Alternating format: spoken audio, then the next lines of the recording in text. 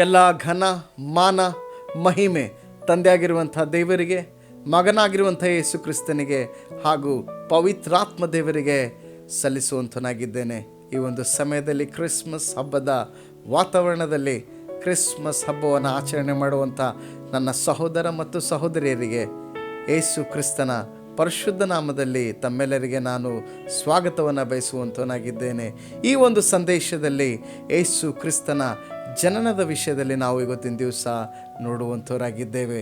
ಯೇಸು ಕ್ರಿಸ್ತನ ಜನನ ಈ ವಿಶ್ವದಾದ್ಯಂತ ಅನೇಕ ದೇಶಗಳಲ್ಲಿ, ಅನೇಕ ಭಾಷೆಗಳಲ್ಲಿ, ಅನೇಕ ಜನರು ಈ ಒಂದು ಹಬ್ಬವನ್ನು ಆಚರಣೆ ಮಾಡುವಂಥವರಾಗಿದ್ದಾರೆ. ಕ್ರಿಸ್ಮಸ್ ಹಬ್ಬ ಅನ್ನುವಂಥ ವಿಷಯದಲ್ಲಿ ನಾವು ನೋಡುವಾಗ ಅನೇಕರು ತಮ್ಮ ಕುಟುಂಬಗಳಲ್ಲಿ ಸಿಹಿಗಳನ್ನು ಮಾಡಿಕೊಳ್ತಾರೆ, ಮನೆ ಮುಂದೆ ಒಳ್ಳೆ ಡೆಕೋರೇಷನ್ಗಳನ್ನು ಮಾಡಿಕೊಳ್ತಾರೆ, ಕ್ರಿಸ್ಮಸ್ ಟ್ರೀಯನ್ನು ನೋಡ್ತೇವೆ, ಹಾಗೆ ಸ್ಟಾರ್ಸ್ಗಳನ್ನು ನೋಡ್ತೇವೆ. ನೋಡುವಾಗ ಅನೇಕ ಗಿಫ್ಟ್ಸ್ಗಳನ್ನು ಏನು ಮಾಡ್ತಾರೆ, ಜನಗಳೊಂದಿಗೆ ಅವರು ಹಂಚಿಕೊಳ್ತಾರೆ, ಮತ್ತು ಅನೇಕ ಸ್ನೇಹಿತರನ್ನು ಭೇಟಿ ಆಗ್ತಾರೆ, ಮತ್ತು ಅದೇ ರೀತಿಯಾಗಿ ಅನೇಕ ಔತಣಗಳನ್ನು ಅಂದರೆ ಒಳ್ಳೆ ಊಟಗಳನ್ನು ಅವರೇನು ಮಾಡ್ತಾರೆ, ಅನೇಕರೊಂದಿಗೆ ಹಂಚಿಕೊಳ್ಳೋದನ್ನು ನಾವು ನೋಡುವಂಥರಾಗಿದ್ದೇವೆ. ಹಾಗಾಗಿ ಈ ಕ್ರಿಸ್ಮಸ್ ಅನ್ನುವಂಥ ಸಂಭ್ರಮದಲ್ಲಿ ಅವರು ರಜೆಯನ್ನು ತೆಗೆದುಕೊಂಡು ಅವರ ಒಂದು ಗ್ರಾಮಕ್ಕೆ ಹೋಗ್ತಾರೆ, ಅವರ ಮನೆಗೆ ಹೋಗಿ ತಮ್ಮ ತಂದೆ ತಾಯಿಗಳೊಂದಿಗೆ, ತಮ್ಮ ಕುಟುಂಬದೊಂದಿಗೆ ಹಬ್ಬವನ್ನು ಆಚರಣೆ ಮಾಡುವಂಥದ್ದನ್ನು ನಾವು ನೋಡ್ತೇವೆ. ಹಾಗಾಗಿ ಇವತ್ತಿನ ದಿವಸ ಈ ಸಂದೇಶವನ್ನು ನೋಡುವಂಥ ಸಹೋದರ ಮತ್ತು ಸಹೋದರಿಯರೇ, ನಿಮಗೆ ಇನ್ನು ಹೆಚ್ಚಾದಂಥ ಆಶೀರ್ವಾದಗಳನ್ನು ದೇವರು ಕೊಡೋಕ್ಕೆ ಹೋಗುವಂತನಾಗಿದ್ದಾನೆ. ಯೇಸು ಕ್ರಿಸ್ತನ ಜನನ ಅನ್ನುವಂಥ ವಿಷಯದಲ್ಲಿ ನಾವು ನೋಡುವಾಗ ಅನೇಕ ಜನರು ಏನು ಮಾಡ್ತಾರೆ, ಕುಡಿದು ತಿನ್ನೋದು, ಎಂಜಾಯ್ ಮಾಡುವಂಥದ್ದನ್ನು ನಾವು ನೋಡ್ತೇವೆ. ಆದರೆ ಈ ಒಂದು ಹಬ್ಬದಲ್ಲಿ ನಾವು ನೋಡಬೇಕಾದ್ರೆ ಕ್ರಿಸ್ಮಸ್ ಹಬ್ಬ ಅನ್ನುವಂಥದ್ದು ಎಷ್ಟೇ ಒಳ್ಳೆ ಬಟ್ಟೆಗಳನ್ನು ಹಾಕ್ಕೊಳ್ಳಿ, ಎಷ್ಟೇ ರೀತಿಯಾದಂಥ ನಾವು ಆಭರಣಗಳ ಹಾಕ್ಕೊಳ್ಳಿ, ಅರ್ಥ ಕೊಡೋದಿಲ್ಲ. ಹಾಗಾಗಿ ಈ ಒಂದು ಹಬ್ಬದಲ್ಲಿ ನಾವು ಎಷ್ಟೇ ಒಳ್ಳೆ ಬಟ್ಟೆಗಳು ಹಾಕೊಂಡ್ರೂ ಕೂಡ ನಾವು ದೇವರ ಮಕ್ಕಳಂತೇಳಿ ಕಾಣಿಸಿಕೊಳ್ಳೋದಿಲ್ಲ. ಯಾಕಂದರೆ ನಮಗೆ ದೇವರ ಸಂಬಂಧ ಇರಬೇಕಾಗಿದೆ, ದೇವರೊಂದಿಗೆ ನಮ್ಮ ಒಂದು ಪರಸ್ಪರವಾದಂಥ ಸಂಬಂಧಗಳನ್ನು ನಾವು ಬೆಳೆಸಿಕೊಳ್ಬೇಕಾಗಿದೆ. ಹಾಗಾಗಿ ಇವತ್ತಿನ ದಿವಸ ಯೇಸು ಕ್ರಿಸ್ತನ ಒಂದು ಜನನದ ವಿಷಯದಲ್ಲಿ ನಾವು ನೋಡಬೇಕಾದರೆ, ಯೇಸು ಕ್ರಿಸ್ತನು ಜನಿಸಿದ್ದು ಈ ಲೋಕದ ಪಾಪವನ್ನು ಬಿಡಿಸೋದಕ್ಕಾಗಿ, ಕತ್ತಲೆಯಿಂದ ಬಿಡಿಸಿ ಪ್ರಕಾಶಮಯವಾದಂಥ ಬೆಳಕಿಗೆ ನಡೆಸೋದಕ್ಕಾಗಿ ಯೇಸು ಕ್ರಿಸ್ತನು ಜನಿಸಿದ್ದಾನೆ. ಅನೇಕರು ನಾವು ನೋಡ್ತೇವೆ, ಅವರು ಸಂತೋಷಪಟ್ಟು ಕುಡಿದು ನಲಿದು ಡ್ಯಾನ್ಸ್ ಮಾಡಿಕೊಂಡು ಹಬ್ಬವನ್ನು ಆಚರಣೆ ಮಾಡ್ತಾರೆ. ಆ ರೀತಿಯಾದಂಥ ಹಬ್ಬವಲ್ಲ ಇದು. ಇದು ಯೇಸು ಕ್ರಿಸ್ತನ ಜನನವನ್ನು ಸೂಚಿಸುವಂಥ ಹಬ್ಬವಾಗಿದೆ. ಇದರಲ್ಲಿ ಪ್ರಾಮುಖ್ಯವಾಗಿ 3 ಅಂಶಗಳನ್ನು ನಾವು ಜ್ಞಾಪಕದಲ್ಲಿ ಇಟ್ಕೊಳ್ಬೇಕಾಗಿದೆ. ಕ್ರೈಸ್ತರಾಗಿ ಇವತ್ತಿನ ದಿವಸ ನಾವು ಕ್ರಿಸ್ಮಸ್ ಹಬ್ಬವನ್ನು ಆಚರಣೆ ಮಾಡ್ತಾ ಇದ್ದೇವೆ. ನಾವು 3 ಅಂಶಗಳನ್ನು ನಮ್ಮ ಒಂದು ಹೃದಯದಲ್ಲಿ ನಾವು ಜ್ಞಾಪಕದಲ್ಲಿ ಇಟ್ಕೊಳ್ಬೇಕಾಗಿದೆ. ಮೊದಲನೇ ಅಂಶ ನೋಡಬೇಕಾದ್ರೆ, ಯೇಸು ಕ್ರಿಸ್ತನು ಈ ಲೋಕದಲ್ಲಿ ಒಬ್ಬ ಮಾನವನಾಗಿ ಜನಿಸಿದ್ದಾನೆ. ಹಾಗಾಗಿ ಎರಡನೇ ಅಂಶದಲ್ಲಿ ನಾವು ನೋಡಿಕೊಳ್ಬೇಕಾದ್ರೆ, ಯೇಸು ಕ್ರಿಸ್ತನು ಆತನು ಆ ಕಲ್ವಾರಿ ಕ್ರೂಜದ ಮೇಲೆ ಈ ಲೋಕದ ಪಾಪವನ್ನು ತೆಗೆದು ಹಾಕೋದಕ್ಕಾಗಿ ತನ್ನ ಪ್ರಾಣವನ್ನು ಕೊಟ್ಟಿದ್ದಾನೆ. ಮೂರನೇ ಅಂಶ, ಯೇಸು ಕ್ರಿಸ್ತನು ಸಮಾಧಿಯಿಂದ ಎದ್ದು ಆತನು ಪುನರುತ್ಥಾನವಾಗಿ ಆತನೇನು ಮಾಡಿದ್ದಾನೆ, ಪರಲೋಕಕ್ಕೆ ಏರಿ ಹೋಗಿದ್ದಾನೆ. ಹಾಗಾಗಿ ಯೇಸು ಕ್ರಿಸ್ತನನ್ನು ನಂಬುವಂಥವರಿಗೆ ಆತನು ಕೊಡುವಂಥ ವಾಗ್ದಾನ ಏನಂತಂದರೆ ನಿತ್ಯ ಜೀವದ ಒಂದು ವಾಗ್ದಾನವನ್ನು ಕೊಡೋಕೆ ಹೋಗ್ತಾ ಇದ್ದಾನೆ. ಹಾಗಾಗಿ ಈ ಒಂದು 3 ಅಂಶಗಳನ್ನು ನಾವು ಕ್ರೈಸ್ತರಾಗಿದ್ದುಕೊಂಡು ನಾವೇನು ಮಾಡಬೇಕಾಗಿದೆ, ಈ ಹಬ್ಬವನ್ನು ಆಚರಣೆ ಮಾಡಬೇಕಾಗಿದೆ. ಯೇಸು ಕ್ರಿಸ್ತನು ನನ್ನ ದೇವರಾಗಿದ್ದಾನೆ, ನಾನು ಆತನನ್ನು ಸ್ವಂತ ರಕ್ಷಕನಂತೇಳಿ ಅಂಗೀಕಾರ ಮಾಡ್ತೇನೆ ಅಂತೇಳಿ ಇವತ್ತಿನ ದಿವಸ ನಾವು ಜ್ಞಾಪಕದಲ್ಲಿ ಇಟ್ಟುಕೊಂಡು ನಾವೇನು ಮಾಡಬೇಕಾಗಿದೆ, ಹಬ್ಬವನ್ನು ಆಚರಣೆ ಮಾಡಬೇಕಾಗಿದೆ. ನಾವು ಎಷ್ಟೇ ಒಳ್ಳೆ ಬಟ್ಟೆ ಹಾಕೊಂಡ್ರೂ ಕೂಡ ಅದಕ್ಕೆ ಅರ್ಥ ಇಲ್ಲ, ನಾನು ಯೇಸು ಕ್ರಿಸ್ತನನ್ನು ನಂಬಿದೇನಾ ಅಥವಾ ಇಲ್ಲ ಎನ್ನುವಂಥ ವಿಷಯದಲ್ಲಿ ನಾವು ಏನು ಮಾಡಬೇಕಾಗಿದೆ, ಜ್ಞಾಪಕಕ್ಕೆ ತೆಗೆದುಕೊಳ್ಳಬೇಕಾಗಿದೆ. ಇವತ್ತಿನ ದಿವಸ ಸಹೋದರ ಮತ್ತು ಸಹೋದರಿಯರೇ, ಸತ್ಯವೇದದಲ್ಲಿ ನಾವು ನೋಡಬೇಕಾದರೆ ಲೂಕನು ಬರೆದಂಥ ಸುವಾರ್ತೆ 2ನೇ ಅಧ್ಯಾಯದಲ್ಲಿ ನಾವು ನೋಡುವಾಗ ಇಲ್ಲಿ ಕುರುಬರು ಅವರು ಕುರಿಗಳನ್ನು ಕಾಯುವಂಥ ಸಮಯದಲ್ಲಿ, ರಾತ್ರಿಯ ಸಮಯದಲ್ಲಿ 8ನೇ ವಚನದಿಂದ ಕೆಲವು ವಚನಗಳು, ಆ ಸೀಮೆಯಲ್ಲಿ ಕುರುಬರು ಹೊಲದಲ್ಲಿದ್ದುಕೊಂಡು ರಾತ್ರಿಯಲ್ಲಿ ತಮ್ಮ ಕುರಿಹಿಂಡನ್ನು ಕಾಯುತ್ತಿರಲಾಗಿ ಕರ್ತನ ದೂತನೊಬ್ಬನು ಬಂದು ಅವರ ಎದುರಿನಲ್ಲಿ ನಿಂತನು. ಕರ್ತನ ಪ್ರಭೆಯು ಅವರ ಸುತ್ತಲೂ ಪ್ರಕಾಶಿಸಿತು. ಅವರು ಬಹಳವಾಗಿ ಹೆದರಿದರು. ಆ ದೂತನು ಅವರಿಗೆ, ಹೆದರಬೇಡಿರಿ, ಕೇಳಿರಿ, ಜನರಿಗೆಲ್ಲ ಮಹಾ ಸಂತೋಷವನ್ನುಂಟು ಮಾಡುವ ಶುಭ ಸಮಾಚಾರವನ್ನು ನಿಮಗೆ ತಿಳಿಸುತ್ತೇನೆ. ಅದೇನೆಂದರೆ, ಈ ಹೊತ್ತು ನಿಮಗೋಸ್ಕರ ದಾವಿದನ ಊರಿನಲ್ಲಿ ಒಬ್ಬ ರಕ್ಷಕನು ಹುಟ್ಟಿದ್ದಾನೆ.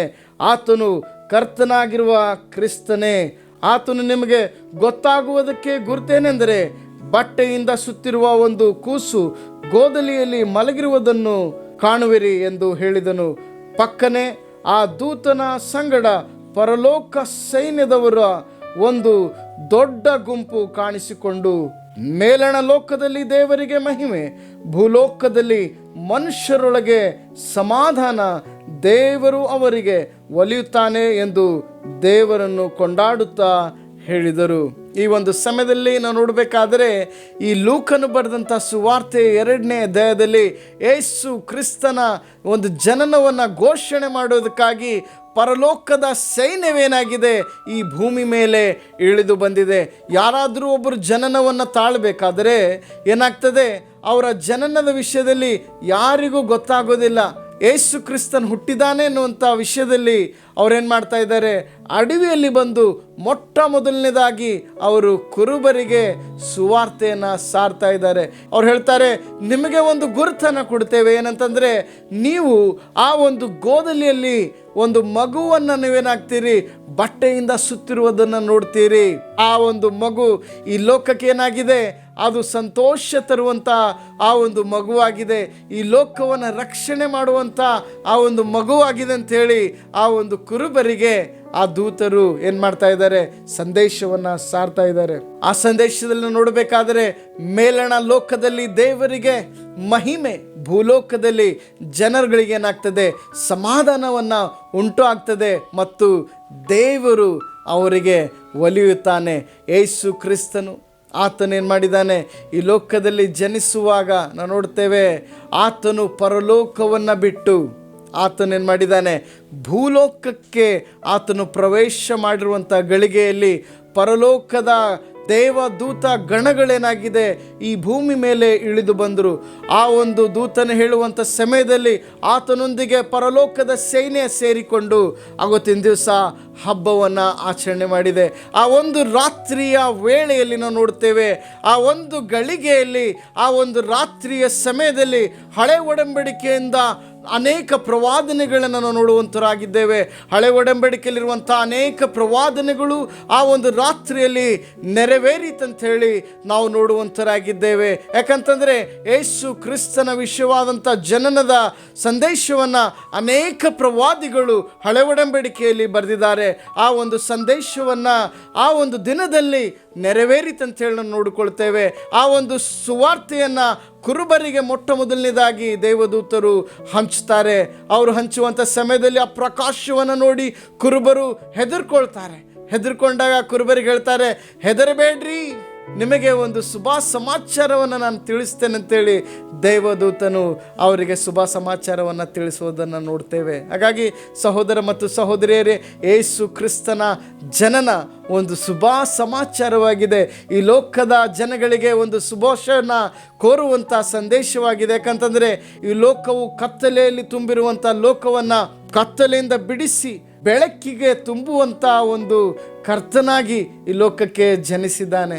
ಆತನು ದೇವರಾಗಿದ್ದುಕೊಂಡವನು ಭೂಮಿಯ ಮೇಲೆ ಮನುಷ್ಯನಾಗಿ ಆತನೇನು ಮಾಡಿದ್ದಾನೆ, ಜನ್ಮವನ್ನು ತಾಳಿದ್ದಾನೆ. ಹಳೆ ಒಡಂಬಡಿಕೆಯಲ್ಲಿ ಅನೇಕ ಪ್ರವಾದನೆಗಳನ್ನು ನೋಡುವಂಥರಾಗಿದ್ದೇವೆ. ಆ ಪ್ರವಾದನೆಗಳಲ್ಲಿ ಒಂದು ಪ್ರವಾದನೆಯನ್ನು ನಿಮ್ಮ ಜೊತೆಯಲ್ಲಿ ನಾನು ಹಂಚಿಕೊಳ್ಳಕ್ಕೆ ಇಷ್ಟಪಡುವಂತನಾಗಿದ್ದೇನೆ. ಯೆಶಾಯನು ಬರೆದಂಥ ಪ್ರವಾದನೆ ಗ್ರಂಥ 9ನೇ ಅಧ್ಯಾಯ 6ನೇ ವಚನದಿಂದ ಕೆಲವು ವಚನಗಳನ್ನು ನೋಡುವಾಗ, ಒಂದು ಮಗು ನಮಗಾಗಿ ಹುಟ್ಟಿದೆಯಷ್ಟೇ, ವರದ ಮಗನು ನಮಗೆ ದೊರೆತನು, ಆಡಳಿತವು ಅವನ ಬಾಹುವಿನ ಮೇಲಿರುವುದು, ಅದ್ಭುತ ಸ್ವರೂಪನು, ಆಲೋಚನಾ ಕರ್ತನು, ಪರಾಕ್ರಮಿಯಾದ ದೇವರು, ನಿತ್ಯನಾದ ತಂದೆ, ಸಮಾಧಾನದ ಪ್ರಭು ಎಂಬ ಅವನ ಹೆಸರು. ಯೇಸು ಕ್ರಿಸ್ತನು ಜನಿಸಿರುವಂಥ ಸಮಯದಲ್ಲಿ ಆ ಒಂದು ಹೆಸರುಗಳನ್ನು ನಾವು ಹಳೆ ಒಡಂಬಡಿಕೆಯನ್ನು ನೋಡ್ತೇವೆ. ಯಾಕಂದರೆ ಹಳೆ ಒಡಂಬಡಿಕೆಯಲ್ಲಿ ಯೇಸು ಕ್ರಿಸ್ತನ ಜನನದ ವಿಷಯದಲ್ಲಿ ಯೆಶಾಯನ ಆ ಒಂದು ಪ್ರವಾದನೆ ಗ್ರಂಥದಲ್ಲಿ ಅದು ಬರೆಯಲ್ಪಟ್ಟಿದೆ. ಅದ್ಭುತ ಸ್ವರೂಪನಂತ ಹೇಳಿ ಆತನಿಗೆ ಹೆಸರು ಕೊಡಲ್ಪಟ್ಟಿದೆ. ಅದ್ಭುತ ಸ್ವರೂಪನು ಎನ್ನುವಂಥ ವಿಷಯದಲ್ಲಿ ನೋಡಬೇಕಾದರೆ ಆತನ ಜನನವೇ ಒಂದು ಅದ್ಭುತವಾಗಿದೆ. ಯಾಕಂದರೆ ಈ ಲೋಕದಲ್ಲಿ ಯಾರು ಕೂಡ ಜನಿಸಿರುವಂಥದ್ದು ಅಷ್ಟು ಏನಾಗ್ತಾ ಇಲ್ಲ, ಹಬ್ಬವನ್ನು ಆಚರಣೆ ಮಾಡುವಂಥದ್ದನ್ನು ನೋಡೋದಿಲ್ಲ. ಆದರೆ ಈ ಒಂದು ಜನನ ಲೋಕದ ಆದ್ಯಂತ ಎಲ್ಲ ಜನಗಳು, ಎಲ್ಲ ಭಾಷೆಗಳು ಏನು ಮಾಡ್ತಾ ಇದ್ದಾರೆ, ಯೇಸು ಕ್ರಿಸ್ತನ ಜನನವನ್ನು ಆಚರಣೆ ಮಾಡ್ತಾರೆ. ಆ ಒಂದು ಜನನವೇ ಏನಾಗಿದೆ, ಅದ್ಭುತವಾಗಿದೆ. ಪರಲೋಕದಿಂದ ದೂತರು ಇಳಿದು ಈ ಭೂಮಿಯಲ್ಲಿ ಬರುವುದನ್ನು ನಾವು ನೋಡುತ್ತೇವೆ. ಯಾರಾದರೂ ಒಬ್ಬ ವ್ಯಕ್ತಿ ಹುಟ್ಟುವಂಥ ಸಮಯದಲ್ಲಿ ಅವರ ಒಂದು ಸಂದೇಶವನ್ನು ನಾವು ಇಲ್ಲಿ ನ್ಯೂಸ್ ಮುಖಾಂತರ ಕೇಳ್ತೇವೆ, ಅಥವಾ ನ್ಯೂಸ್ ಪೇಪರ್ ಮುಖಾಂತರ ಈ ರೀತಿಯಾಗಿ ಈ ಡೇಟಲ್ಲಿ ಅವರಿಗೆ ಏನಾಗ್ತಾ ಇದೆ, ಆ ಒಂದು ಡೆಲಿವರಿ ಆಗ್ತದಂತ ಹೇಳಿ ನಾವು ನೋಡ್ತೇವೆ. ಆದರೆ ಈ ಒಂದು ಸಂದೇಶ ಏನಾಗ್ತಾ ಇದೆ, ನ್ಯೂಸ್ನ ಚಾನೆಲ್ಗಳಲ್ಲ, ಈ ಒಂದು ಸಂದೇಶ ನ್ಯೂಸ್ ಪೇಪರ್ಗಳಲ್ಲ, ಈ ಒಂದು ಸಂದೇಶ ಏನಾಗ್ತಾ ಇದೆ, ಪರಲೋಕದಿಂದ ಈ ಒಂದು ಭೂಮಿಗೆ ಇಳಿದು ಬರುವುದನ್ನು ನಾವು ನೋಡ್ತಾ ಇದ್ದೇವೆ. ಆ ಒಂದು ದೂತರು ಮನುಷ್ಯರಿಗೆ ಏನು ಮಾಡ್ತಾ ಇದ್ದಾರೆ, ನಿಮಗೆ ಒಂದು ಶುಭ ಸಮಾಚಾರವನ್ನು ತಿಳಿಸ್ತೇವೆ. ಆತನೇನಾಗಿದ್ದಾನೆ, ಪರಲೋಕವನ್ನು ಬಿಟ್ಟು ನಿಮಗೆ ಆತನ ಆರಿಸಿಕೊಂಡು, ಈ ಲೋಕವನ್ನು ಆರಿಸಿಕೊಂಡು ಈ ಲೋಕಕ್ಕೆ ದೇವರೇನಾಗ್ತಾ ಇದ್ದಾನೆ, ಜನಿಸಿ ಬರುವಂಥದ್ದನ್ನು ನಾವು ಇವತ್ತಿನ ದಿವಸ ನಿಮ್ಮ ಜೊತೆಯಲ್ಲಿ ಹಂಚಿಕೊಳ್ತಾ ಇದ್ದೀವಿ ಅಂಥೇಳಿ ಶುಭ ಸಮಾಚಾರವನ್ನು ತಿಳಿಸುವುದನ್ನು ನೋಡ್ತೇವೆ. ಮುಂದಿನ ವಚನದಲ್ಲಿ ನಾವು ನೋಡುವಾಗ, ಅವನ ಮುಖಾಂತರ ದಾವೀದನ ಸಿಂಹಾಸನದ ಆಡಳಿತವು ಅಭಿವೃದ್ಧಿಯಾಗುವುದು, ದಾವೀದನ ರಾಜ್ಯದಲ್ಲಿ ನಿತ್ಯ ಸಮಾಧಾನವಿರುವುದು, ಆ ರಾಜ್ಯವು ಇಂದಿನಿಂದ ಯಾವಾಗಲೂ ನೀತಿ ನ್ಯಾಯಗಳ ಮೂಲಕ ಸ್ಥಾಪಿತವಾಗಿ ಸ್ಥಿರಗೊಳ್ಳುವುದು. ಸೇನಾಧೀಶ್ವರನಾದ ಯೆಹೋವನ ಅನುಗ್ರಹವು ಇದನ್ನು ನೆರವೇರಿಸುವುದು. ಸತ್ಯವೇದದಲ್ಲಿ ನಾವು ನೋಡಬೇಕಾದರೆ ಈ ಒಂದು ರಾಜ್ಯ ಏನಾಗ್ತದೆ, ಸ್ಥಿರವಾಗಿ ನಿಂತುಕೊಳ್ಳುತ್ತದೆ. ಅಂದರೆ ಯೇಸು ಕ್ರಿಸ್ತನ ರಾಜ್ಯ ಏನಾಗಿದೆ ಅಂತಂದರೆ ಶಾಶ್ವತವಾದಂಥ ರಾಜ್ಯವಾಗಿದೆ. ಅನೇಕ ರಾಜ್ಯರು, ಅನೇಕ ದೇಶಗಳು ಒಂದರ ಮೇಲೆ ಒಂದು ಏಳೋದನ್ನು ನೋಡ್ತಾ ಇದ್ದೇವೆ. ಆದರೆ ಯಾವ ರಾಜ್ಯರು, ಯಾವ ದೇಶವು ಸ್ಥಿರಗೊಳ್ಳುವುದಿಲ್ಲ. ದೇವರ ರಾಜ್ಯವೇ, ಅದು ಯೇಸು ಕ್ರಿಸ್ತನ ರಾಜ್ಯವೇನಾಗ್ತದೆ, ಸ್ಥಿರಗೊಳ್ಳುವಂಥದ್ದಾಗಿದೆ. ಅದೇ ಶಾಶ್ವತವಾಗಿರುವಂಥ ರಾಜ್ಯವಾಗಿದೆ ಅಂಥೇಳಿ ಈ ಒಂದು ಯೆಶಾಯನ ಪ್ರವಾದನೆ ಗ್ರಂಥದಲ್ಲಿ ನಾವು ನೋಡುವಂಥವರಾಗಿದ್ದೇವೆ. ಆ ಪರಾಕ್ರಮಿ ಆಗಿರುವಂಥ ದೇವರು, ನಿತ್ಯನಾಗಿರುವಂಥ ತಂದೆಯು, ಸಮಾಧಾನದ ಪ್ರಭುವು ಎನ್ನುವಂಥ ಹೆಸರುಗಳು ಯೇಸು ಕ್ರಿಸ್ತನಿಗೆ ಕೊಡಲ್ಪಟ್ಟಿದೆ. ಈ ಲೋಕದ ಜನಗಳಿಗೆ ಸಂತೋಷದ ಸುದ್ದಿ ಏನಂತಂದರೆ, ಯೇಸು ಕ್ರಿಸ್ತನು ನನ್ನ ಮತ್ತು ನಿನ್ನ ಪಾಪಗಳನ್ನು ತೊಳೆದು ಹಾಕುವುದಕ್ಕಾಗಿ, ನನ್ನ ಮತ್ತು ನಿನ್ನ ಜೀವಿತವನ್ನು ಬದಲಾಯಿಸುವುದಕ್ಕಾಗಿ ಈ ಲೋಕಕ್ಕೆ ಆತನು ಬಂದಿದ್ದಾನೆ. ಸತ್ಯವೇದದಲ್ಲಿ ನಾವು ನೋಡುವಾಗ ಮತ್ತಾಯನು ಬರೆದಂಥ ಸುವಾರ್ತೆ, ಮಾರ್ಕನು ಬರೆದಂಥ ಸುವಾರ್ತೆ, ಲೂಕನು ಬರೆದಂಥ ಸುವಾರ್ತೆ ಮತ್ತು ಯೋಹಾನನು ಬರೆದಂಥ ಸುವಾರ್ತೆಯನ್ನು ನೋಡುವಾಗ ಯೇಸು ಕ್ರಿಸ್ತನ ಜೀವನ ಚರಿತ್ರೆಯನ್ನು ನಾವು ನೋಡುವಂಥರಾಗಿದ್ದೇವೆ. ಈ ಸುವಾರ್ತೆಗಳು ಯೇಸು ಕ್ರಿಸ್ತನ ಜನನ ಈ ಲೋಕಕ್ಕೆ ಯಾವ ರೀತಿ ಆಯಿತು ಅಂಥೇಳಿ ಈ ಒಂದು ಸುವಾರ್ತೆಗಳು ನಮಗೆ ತಿಳಿಸುವಂಥದ್ದಾಗಿದೆ. ಪ್ರಾಮುಖ್ಯವಾಗಿ ಮತ್ತಾಯನು ಬರೆದಂಥ ಸುವಾರ್ತೆಯಲ್ಲಿ ಮತ್ತು ಲೂಕನ ಬರೆದಂಥ ಸುವಾರ್ತೆಯಲ್ಲಿ ಯೇಸು ಕ್ರಿಸ್ತನ ವಂಶವಾಳಿಯನ್ನು ನಾವು ನೋಡುವಂಥರಾಗಿದ್ದೇವೆ. ಈ ಒಂದು ಸುವಾರ್ತೆಗಳಲ್ಲಿ ಮತ್ತಾಯನು ಪ್ರಮುಖವಾಗಿ ನಾವು ನೋಡಬೇಕಾದರೆ ಮೊದಲನೇ ಅಧ್ಯಾಯ ಮೊದಲನೇ ವಚನದಲ್ಲಿ ನಾವು ನೋಡುವಾಗ, ಯೇಸು ಕ್ರಿಸ್ತನ ವಂಶವಾಳಿಯು, ಆತನು ದಾವೀದನ ವಂಶದವನು, ದಾವೀದನು ಅಬ್ರಹಾಮನ ವಂಶದವನು. ಇಲ್ಲಿ ನಾವು ನೋಡುವಾಗ ಯೇಸು ಕ್ರಿಸ್ತನೇನಾಗಿದ್ದಾನೆ, ಆತನು ಅಬ್ರಹಾಮನ ಸಂತತಿಯಲ್ಲಿ ಬರುವಂತನಾಗಿದ್ದಾನೆ. ಯೇಸು ಕ್ರಿಸ್ತನು ಅಬ್ರಹಾಮನಿಂದ, ದೇವರು ಅಬ್ರಹಾಮನಿಗೆ ಆರಿಸಿಕೊಂಡು ಆತನಿಗೆ ಆಶೀರ್ವಾದ ಮಾಡಿ ಆತನಿಗೆ ಇಸಾಕನನ್ನು ಕೊಡ್ತಾನೆ. ಇಸಾಕನಿಂದ ಯಾಕೋಬನನ್ನು ಕೊಡ್ತಾನೆ. ಯಾಕೋಬನಿಂದ ಯೂದ ಎನ್ನುವಂಥ ಆ ಒಂದು ಮಗನನ್ನು ಕೊಡ್ತಾನೆ. ಯೂದ ಎನ್ನುವಂಥ ಕುಲದಲ್ಲಿ ನಾವು ನೋಡಬೇಕಾದ್ರೆ ದಾವೀದನು ಹುಟ್ಟುತ್ತಾನೆ. ದಾವೀದನು ಯಾರು ಅಂತಂದರೆ, ಆತನು ಇಸ್ರಾಯೇಲ್ ದೇಶಕ್ಕೆ ಎರಡನೇ ಅರಸನಾಗಿ ಆತನೇನು ಮಾಡಿದ್ದಾನೆ, ಇಸ್ರಾಯೇಲ್ ದೇಶವನ್ನು ಆಳಿರುವಂಥ ರಾಜ್ಯನು. ಹಾಗಾಗಿ ದಾವೀದನಿಗೆ ಸೊಲೊಮೋನನ ರಾಜ್ಯನ ಹುಟ್ಟುತ್ತಾನೆ.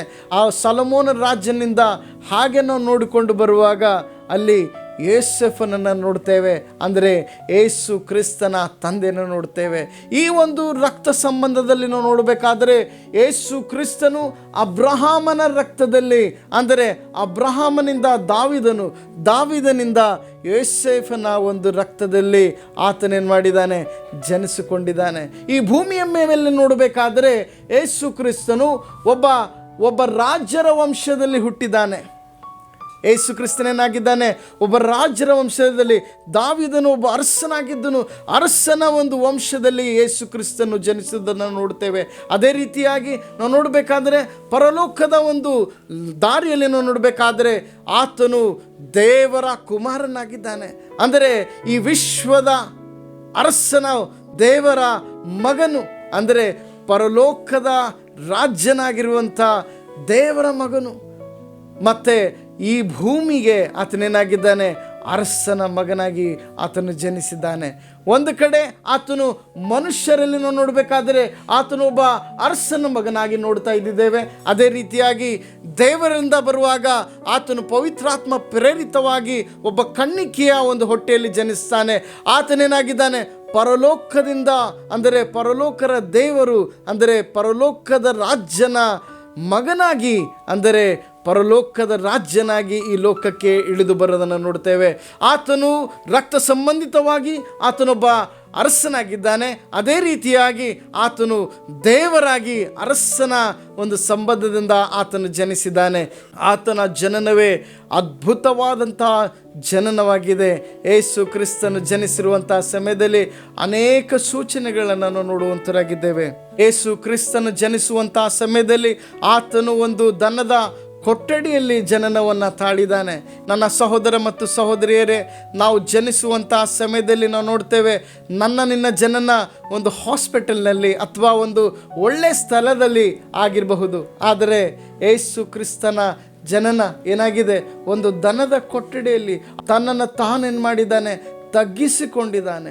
ಆತನೇನು ಮಾಡಿದ್ದಾನೆ, ಆ ಒಂದು ದನದ ಕೊಠಡಿಯನ್ನು ಆರಿಸಿಕೊಂಡು ಆ ದನದ ಕೊಠಡಿಯಲ್ಲಿ ಆತನೇನು ಮಾಡಿದ್ದಾನೆ, ಜನನವನ್ನು ತಾಳಿದ್ದಾನೆ. ಆ ಜನನವನ್ನು ನಾವು ನೋಡಬೇಕಾದ್ರೆ ಆ ಜನನದ ಸುದ್ದಿ ಏನಾಗಿದೆ, ಮೂಡಣದ ಜೋಯಿಸರಿಗೆ ಮುಟ್ಟಿದೆ. ಮೂಡಣ ಜೋಯಿಸರು ಸುರುಳಿಗಳನ್ನು ತೆಗೆದು ಓದುವಾಗ ಆ ಒಂದು ಅರಸನ ವಿಷಯದಲ್ಲಿ ನೋಡ್ತಾರೆ. ಆ ಒಂದು ಅರಸನು ಹುಟ್ಟಬೇಕಾಗಿರುವಂಥದ್ದು ಅರಸನ ಮನೆಯಲ್ಲಿ ಅಂತ ತಿಳಿದುಕೊಂಡು ಅವ್ರೇನು ಮಾಡ್ತಾ ಇದ್ದಾರೆ, ಹೆರೋದನ ಮನೆಗೆ ಹೋಗ್ತಾರೆ. ಹೆರೋದನ ಹತ್ರ ಹೋಗಿ ಅವನನ್ನು ಕೇಳ್ತಾರೆ. ಕೇಳುವಂಥ ಸಮಯದಲ್ಲಿ ಇಲ್ಲಿ ಒಬ್ಬ ಅರಸನು ಹುಟ್ಟಿದ್ದಾನೆ, ಅವನನ್ನು ನಾವು ನೋಡಬೇಕು, ಅವನನ್ನು ನಾವು ನಮಸ್ಕಾರ ಮಾಡಬೇಕಂತೇಳಿ ಅವ್ರು ಬರುವಂಥ ಸಮಯದಲ್ಲಿ ಆ ಒಂದು ಹೆರೋದನಿಗೆ ಆತನ ಆಶ್ಚರ್ಯಗೊಳ್ತಾನೆ. ಇಲ್ಲಿ ಅರಸನು ಯಾರೂ ಇಲ್ಲ, ಇಲ್ಲಿ ಯಾರು ಹುಟ್ಟಲಿಲ್ಲ ಅಂಥೇಳಿ ಆತನಂತಾನೆ. ಅನ್ನುವಂಥ ಸಮಯದಲ್ಲಿ ಅವರು ಹೊರಗಡೆ ಬರುವಾಗ ನಾವು ನೋಡ್ತೇವೆ, ಅಲ್ಲಿ ದೇವರು ಒಂದು ನಕ್ಷತ್ರವನ್ನು ಅವ್ರಿಗೆ ತೋರಿಸ್ತಾನೆ. ಆ ನಕ್ಷತ್ರವನ್ನು ನೋಡಿಕೊಂಡು ಅವ್ರು ಏನು ಮಾಡ್ತಾ ಇದ್ದಾರೆ, ಮುಂದೆ ಹೋಗುವಾಗ ಆ ನಕ್ಷತ್ರ ಏನು ಮಾಡಿದೆ, ಅವರಿಗೆ ಆ ದನದ ಕೊಠಡಿ ಹತ್ರ ತೆಗೆದುಕೊಂಡು ಹೋಗಿದೆ. ಆ ಒಂದು ದನದ ಕೊಠಡಿ ಹತ್ರ ತೆಗೆದುಕೊಂಡು ಹೋದಾಗ ಆ ಒಂದು ಮನೆಯಲ್ಲಿ ನಾವು ನೋಡ್ತೇವೆ, ಆ ದನದ ಕೊಟ್ಟಿಗೆ ಹತ್ರ ಹೋಗುವಾಗ ಸತ್ಯವೇದ ತಿಳಿಸುವಂಥದ್ದಾಗಿದೆ. ಮತ್ತಾಯನು ಬರೆದಂಥ ಸುವಾರ್ತೆ 2ನೇ ಅಧ್ಯಾಯ 11ನೇ ವಚನ ಈ ರೀತಿಯಾಗಿ ಹೇಳ್ತದೆ, ಮತ್ತು ಆ ಮನೆಯೊಳಕ್ಕೆ ಹೋಗಿ ಆ ಕೂಸನ್ನು ಅದರ ತಾಯಿಯಾದ ಮರಿಯಳ ಬಳಿಯಲ್ಲಿ ಕಂಡು ಅದಕ್ಕೆ ಸಾಷ್ಟಾಂಗ ನಮಸ್ಕಾರ ಮಾಡಿ ತಮ್ಮ ಗಂಟುಗಳನ್ನು ಬಿಚ್ಚಿ ಅದಕ್ಕೆ ಚಿನ್ನ, ಧೂಪ, ರಕ್ತಬೋಳಗಳನ್ನು ಕಾಣಿಕೆಯಾಗಿ ಕೊಟ್ಟರು. ಸತ್ಯವೇದನ್ನು ನೋಡುವಾಗ ಆ ಒಂದು ಜೋಯಿಷರು ಏನು ಮಾಡ್ತಾ ಇದ್ದಾರೆ, ಅವರ ಗಂಟುಗಳನ್ನು ಬಿಚ್ಚಿ ಅವರು ಕಾಣಿಕೆಯನ್ನು ಕೊಡ್ತಾ ಇದ್ದಾರೆ. They are giving the gift to Jesus Christ. ಯೇಸು ಕ್ರಿಸ್ತನಿಗೆ ಏನು ಮಾಡ್ತಾ ಇದ್ದಾರೆ, ಅವರು ಬಹುಮಾನಗಳನ್ನು ಕೊಡ್ತಾ ಇದ್ದಾರೆ. 3 ಬಹುಮಾನಗಳನ್ನು ಯೇಸು ಕ್ರಿಸ್ತನಿಗೆ ಕೊಟ್ಟಿದ್ದಾರೆ. ಮೊದಲನೇ ಬಹುಮಾನ ಏನಾಗಿದೆ, ಚಿನ್ನ. 2ನೇ ಬಹುಮಾನ ಧೂಪ, ಮತ್ತು 3ನೇದಾಗಿ ನಾವು ನೋಡಬೇಕಾದರೆ ರಕ್ತಬೋಳ. ಆ ಒಂದು ಚಿನ್ನ ಎದಕ್ಕೆ ಸೂಚನೆ ಆಗ್ತದೆ ಅಂದರೆ, ಚಿನ್ನ ಒಬ್ಬ ಅರಸನಾಗಿರುವಂಥವನಿಗೆ ಅದು ಸೂಚನೆ ಆಗ್ತದೆ. ಒಬ್ಬ ಅರಸನಿಗೆ ಭೇಟಿ ಆಗುವಾಗ ಅವರು ಚಿನ್ನವನ್ನು ಕೊಟ್ಟು ಏನು ಮಾಡ್ತಾ ಇದ್ದಾರೆ, ಯೇಸು ಕ್ರಿಸ್ತನಿಗೆ ಅರಸನಂತೇಳಿ ಚಿನ್ನವನ್ನು ಕೊಡ್ತಾ ಇದ್ದಾರೆ. ಧೂಪ ಯಾಕಂತಂದರೆ ಹಳೆ ಒಡಂಬಡಿಕೆಯಲ್ಲಿ ನಾವು ನೋಡುವಾಗ ಆ ಒಂದು ಡೇರೆಯಲ್ಲಿ ದೇವರ ಆರಾಧನೆ ನಡೆಯುವಾಗ ಯಾಜಕನೇನು ಮಾಡ್ತಾ ಇದ್ದನು, ಆತನು ಆ ಒಂದು ಧೂಪವನ್ನು ತೆಗೆದುಕೊಂಡು ಹೋಗಿ ಯಜ್ಞ ಪೀಠದ ಮೇಲೆ, ಆ ಪರಿಶುದ್ಧ ಸ್ಥಳದಲ್ಲಿ ಯಜ್ಞದ ಪೀಠದ ಮೇಲೆ ಏನು ಮಾಡ್ತಾ ಇದ್ದನ್ನು ಹಾಕಿ ದೇವರಿಗೆ ಆರಾಧನೆಯನ್ನು ಮಾಡ್ತಾ ಇದ್ದ. ಆ ಧೂಪ ಏನು ಮಾಡ್ತಾ ಇತ್ತು, ಹೊಗೆಯ ಮುಖಾಂತರ, ಅಂದರೆ ಪ್ರಾರ್ಥನೆ ಮುಖಾಂತರ ಅದು ದೇವರಿಗೆ ಮಹಿಮೆ ಪಡಿಸ್ತಾ ಇತ್ತು. ಆ ಒಂದು ಧೂಪ ಎದಕ್ಕೆ ಸೂಚನೆ ಆಗ್ತದೆ ಅಂದರೆ ಅದು ದೇವರಿಗೆ ಆರಾಧನೆ ಮಾಡೋದಕ್ಕೆ ಸೂಚನೆ ಆಗ್ತದೆ. ಹಾಗಾಗಿ ಆತನು ಒಬ್ಬ ದೇವರಾಗಿದ್ದಾನೆ ಎನ್ನುವಂಥ ಸೂಚನೆಯೊಂದಿಗೆ ಅವರೇನು ಮಾಡಿದ್ದಾರೆ, ಆ ಒಂದು ಧೂಪವನ್ನು ಕಾಣಿಕೆಯನ್ನಾಗಿ ಕೊಟ್ಟಿದ್ದಾರೆ. ಮೂರನೇ ಒಂದು ಕಾಣಿಕೆಯಲ್ಲಿ ನೋಡಬೇಕಾದರೆ ರಕ್ತಬೋಳ ಅಂತಂದರೆ ಅದು ಒಂದು ಶವದ ಮೇಲೆ ಹಾಕುವಂಥ ಒಂದು ಸೆಂಟ್ ನಾವು ನೋಡ್ತೇವೆ. ಆ ರೀತಿಯಾಗಿ ಆ ಒಂದು ರಕ್ತಬೋಳವನ್ನು ತೆಗೆದುಕೊಂಡು ಆ ಒಂದು ಏನು ಮಾಡಿದ್ದಾರೆ, ಕಾಣಿಕೆಯನ್ನು ಆತನಿಗೆ ಕೊಟ್ಟಿದ್ದಾರೆ. ಯಾಕಂದರೆ ಯೇಸು ಕ್ರಿಸ್ತನು ಒಂದು ದಿವಸ ಮರಣವನ್ನು ತಾಳ್ತಾನೆ, ಆತನು ಆ ಒಂದು ಶಿಲುಬೆ ಮೇಲೆ ಸಾಯ್ತಾನೆ ಎನ್ನುವಂಥ ಸೂಚನೆ ಅವ್ರಿಗೆ ಗೊತ್ತಿತ್ತು. ಹಾಗಾಗಿ ಅವ್ರೇನು ಮಾಡಿದ್ದಾರೆ, ಈ 3 ಕಾಣಿಕೆಗಳನ್ನು ಅವ್ರೇನು ಮಾಡಿದ್ದಾರೆ, ತೆಗೆದುಕೊಂಡು ಆ ಒಂದು ಮರಿಯಳ ಮುಂದೆ ತೆಗೆದುಕೊಂಡು ಅವ್ರಿಗೆ ಕೊಡ್ತಾರೆ. ಯೋಸೇಫನು ಮತ್ತು ಮರಿಯಳು ಅವ್ರೇನು ಮಾಡ್ತಾ ಇದ್ದಾರೆ, ಆ ಕಾಣಿಕೆಗಳನ್ನು ತೆಗೆದುಕೊಳ್ತಾರೆ. ಅದೇ ರೀತಿಯಾಗಿ ಕುರುಬರು ಕೂಡ ಅವ್ರೇನು ಮಾಡ್ತಾ ಇದ್ದಾರೆ, ಆ ಸುದ್ದಿಯನ್ನು ಕೇಳಿ ಅವರು ಕೂಡ ಬರ್ತಾರೆ. ಅವರು ಕೂಡ ಬಂದು ಅವ್ರೇನು ಮಾಡ್ತಾ ಇದ್ದಾರೆ, ಅವರು ಒಂದು ಕುರಿಯನ್ನು ಬಹುಮಾನವಾಗಿ ಅವ್ರಿಗೇನು ಮಾಡ್ತಾರೆ, ಅರ್ಪಿಸ್ತಾರೆ. ಇವತ್ತಿನ ದಿವಸ ಸಹೋದರ ಮತ್ತು ಸಹೋದರಿಯರೇ, ಯೇಸು ಕ್ರಿಸ್ತನ ಜನನವನ್ನು ನಾವು ಇವತ್ತಿನ ದಿವಸ ಆಚರಣೆ ಮಾಡುವಾಗ ನಾವು ಒಂದನ್ನು ಅರ್ಥ ಮಾಡಿಕೊಳ್ಬೇಕಾಗಿದೆ. ಯೇಸು ಕ್ರಿಸ್ತನಿಗೆ ಆ 3 ಬಹುಮಾನಗಳು ಯಾಕೆ ಸಿಕ್ಕುವುದು ಅಂತಂದರೆ, ಯೇಸು ಕ್ರಿಸ್ತನು ಒಬ್ಬ ಅರಸನಾಗಿದ್ದಾನೆ. Jesus is the king. ಯೇಸು ಕ್ರಿಸ್ತನು ದೇವರಾಗಿದ್ದಾನೆ. Jesus is god. ಮತ್ತು ಅದೇ ರೀತಿಯಾಗಿ ಯೇಸು ಕ್ರಿಸ್ತನು ಒಬ್ಬ ಮಾನವನಾಗಿದ್ದಾನೆ. Jesus is man. ಹಾಗಾಗಿ ಈ ಒಂದು 3 ಅಂಶಗಳನ್ನು ಆ ಒಂದು ಜೋಯಿಸರಿಗೆ ಗೊತ್ತಿತ್ತು. ಹಾಗಾಗಿ ಅವರು ತೆಗೆದುಕೊಂಡು ಯೇಸು ಕ್ರಿಸ್ತನಿಗೆ ಬಹುಮಾನದಲ್ಲಿ ಕೊಟ್ಟಿದ್ದಾರೆ.